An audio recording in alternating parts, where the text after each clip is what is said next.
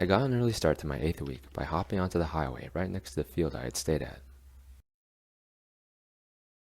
It was another hot day in Mississippi, and I spent most of it on Route 27 heading north. Although busy at times, and with little to no shoulder, it was a smooth ride up until the very end. I was 1/2 mile from my destination of Clinton, Mississippi, when I got my third flat. Thankful that I had purchased new tubes back in Pensacola, I was able to swap out the punctured tube and get back on the road without too much trouble. I then grabbed dinner before biking to the park where I was to spend the night. I waited around for the ongoing ball games to finish before claiming my spot. Tuesday saw me on 49 North to Belzoni, Mississippi. I was a bit sore from the last few days, but with a stiff tailwind, I made great time up the highway. It was funny how easily I could forget about the wind, only to be reminded when I stopped or veered from my northbound course.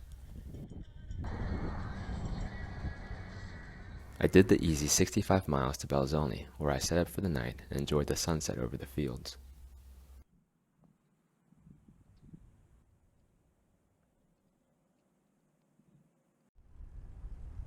The tailwind continued the following day, making my ride out of Belzoni to Clarksdale a lot of fun. Get off the road, kitty. I was on almost 20 miles of deserted roads that brought me through the farmlands of Mississippi. My route eventually put me onto 49 Northwest for a stretch before I was able to get onto Old Highway 49, which allowed me to get away from traffic.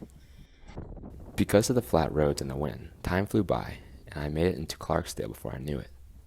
I checked out the Devil's Crossroad, the spot where famous blues musician Robert Johnson supposedly sold his soul for his musical ability. Sight seen, I found my spot and set up for the night.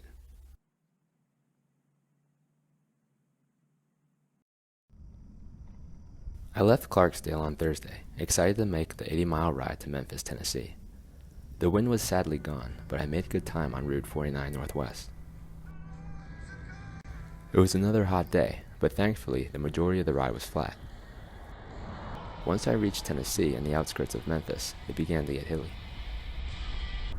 With the hills, the heat, and the Memphis traffic, I was more than ready to get off the road for the day. After a bit of cycling, I found my way to the Cooper Young district, where I was able to check into my hostel, Hostel Memphis. After getting settled in, I walked up the street for dinner, and I checked out Sweet Noshings, a cool little candy and coffee shop in the area, before heading back to the hostel and wrapping up my day. The next morning, I decided to extend my stay an additional night in the hopes of catching the Celebrate Memphis Festival the next day. With no real itinerary, I decided to check out the sights in downtown. I paid a visit to the Bass Pro Pyramid and had a fun time looking around the huge shop.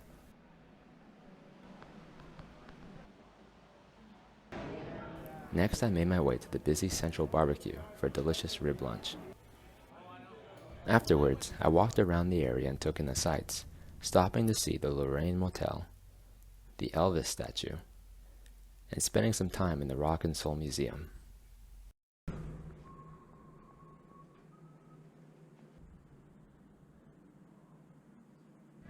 From there, I went to check out the famous Beale Street.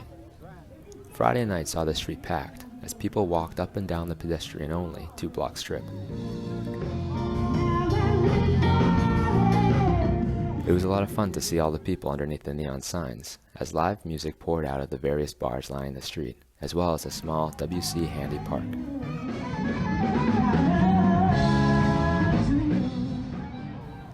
After a couple hours on the street, I headed back to the hostel.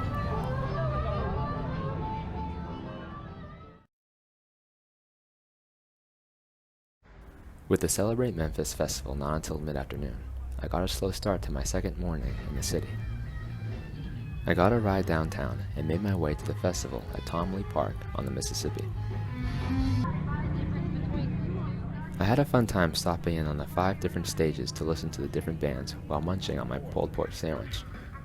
At the festival, the city broke the Guinness World Record for the longest picnic table, measuring over a quarter-mile long. There was also an air show that was pretty cool to watch.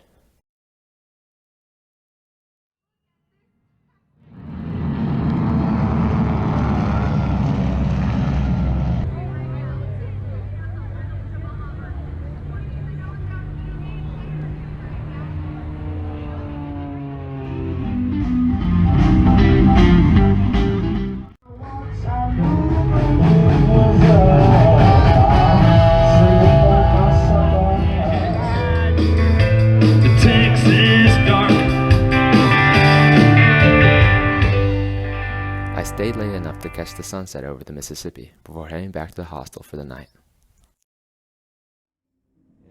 On Sunday, I hung around the hostel, talking with a couple fellow travelers before getting a late start. I found that wherever I'm at, it's always the people I meet that make the time spent there memorable. Once on the road, I was able to use the bike lanes out of the city before getting back onto 51 North.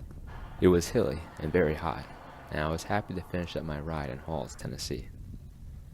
From here, I plan on continuing north as far as the corner of Kentucky before heading west and eventually making my way out to my sister's place in Texas.